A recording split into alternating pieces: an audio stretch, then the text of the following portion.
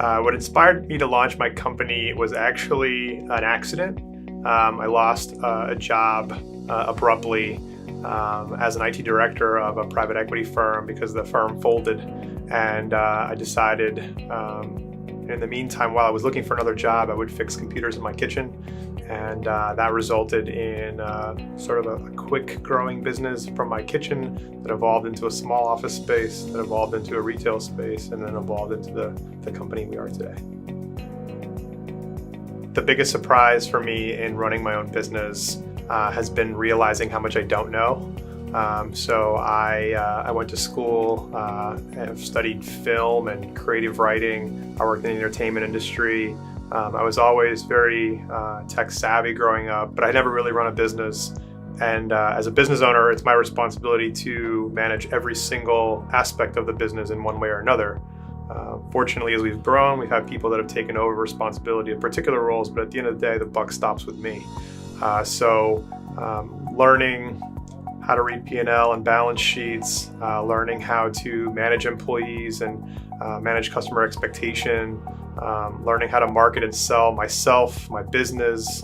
All of those were skills that I probably had 2% of an understanding of, and growing a business requires you to learn while you go. So we learned by a lot of mistake making, and as well as obviously mentors and coaches that have helped me kind of learn how to do things in my business.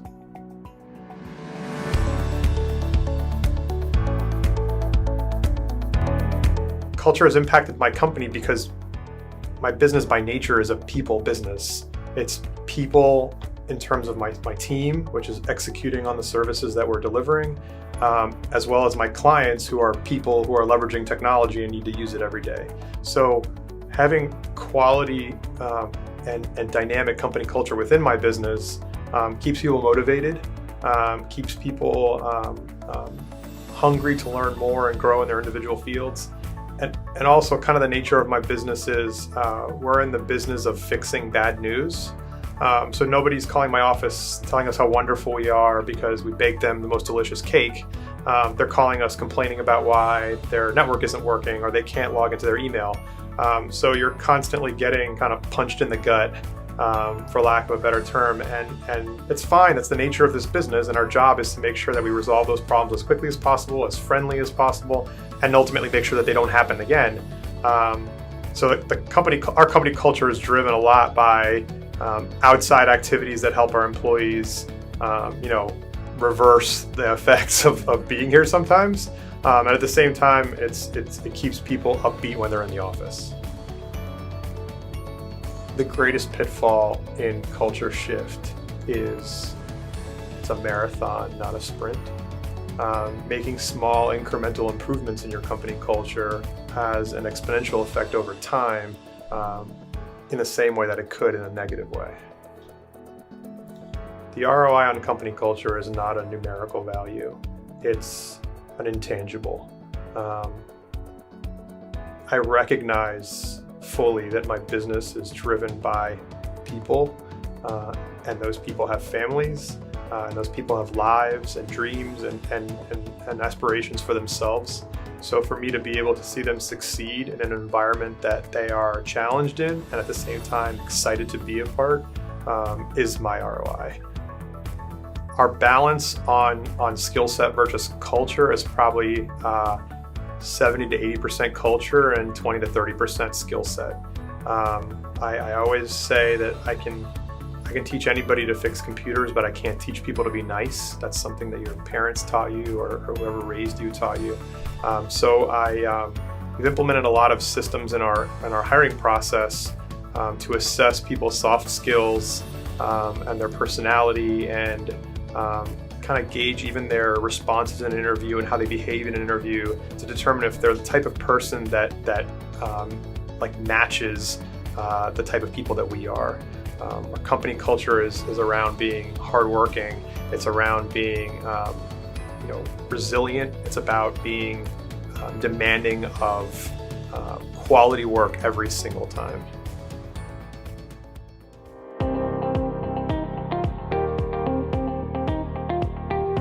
The main resource that I utilize in making decisions in my business are mentors. So I am a strong believer in learning from other people's mistakes and also learning from other people's experiences. So during that process and during other decisions that I've had, important decisions, good and bad in my business, I've spoken to members of my family, other business owners that I'm friends and colleagues with, other people in my industry. I know a number of people who are also wildly successful, and getting their opinion from a 10,000-foot view is also priceless. So that's been the number one resource, has been really getting feedback from other entrepreneurs, other business owners on how they handle those types of situations. There's definitely a couple things that I would do differently if I started my business today. The first would be I would spend more time planning and building a system for my business rather than just going out and executing upon the service that we deliver. We've since created those systems, but after quite a lot of fumbling and lack of consistency in our service delivery. Another thing I would definitely do differently if I was starting a business, not necessarily this business, is research a lot of different types of businesses. Something that I've certainly learned is how valuation differs among businesses of different types. So a software company might sell for a multiple of revenue, where a business like mine might sell for a multiple of EBITDA. So it's if you are capable of building a software business, it's probably better than building a service or a product-based business. I would certainly also invest more time in training people early in my business. I think I lost some headway that I could have had if I had better trained people.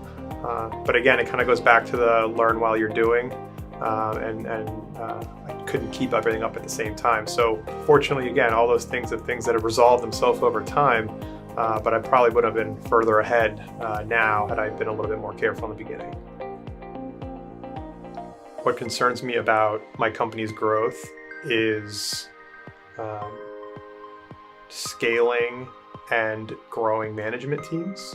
So my business is at that point where we're delivering on the services that we've promised to our customers, but it's growing beyond the point where I can have a finger on everything.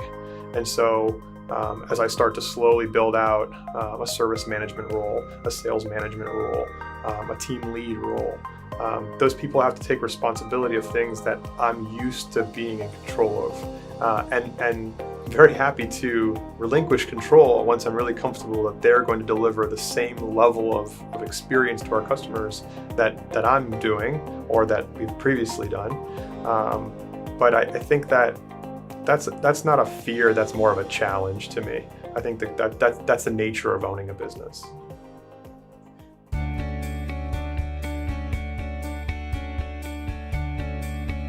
I got involved with the United Way initially because I wanted a vehicle to give back to the community that was turnkey, that was fun, that was exciting, and that represented moral values that are important to me. And this last stage in taking on the co-chair role for Small Business United is to help United Way grow its presence within small businesses in South Florida, which are obviously widely prevalent, and I'm really excited to take on that challenge. The last book I read is Principles by Ray Dalio. Part of the mentoring personality that I have is now translating into book-based or audiobook-based mentoring by people that may not be, Ray Dalio is not necessarily accessible to me, but this book in which he describes principles on how he's made decisions in life, how he's made decisions for his family, and how he's made his decisions in business was a really eye-opener in gauging risk and gauging reward and deciding one thing versus another, how to drop something that's completely not important and recognizing that quickly. I definitely, in some cases, have decision fatigue, so the book actually helped me a lot in working through that. Something that my staff or my vendors might not know about me is I had a previous career in the film business. I worked, my degree is actually in film production. I worked here in South Florida, working on productions like Bad Boys 2 and the Dexter pilot, Red Line, number of other small television shows, and then I worked in LA for a couple years, working at a large talent agency, working in the literary department. It was definitely a really fun and exciting part of my life, one I hope to come back to in the future, but it's definitely something that got sidelined for starting and growing my own business.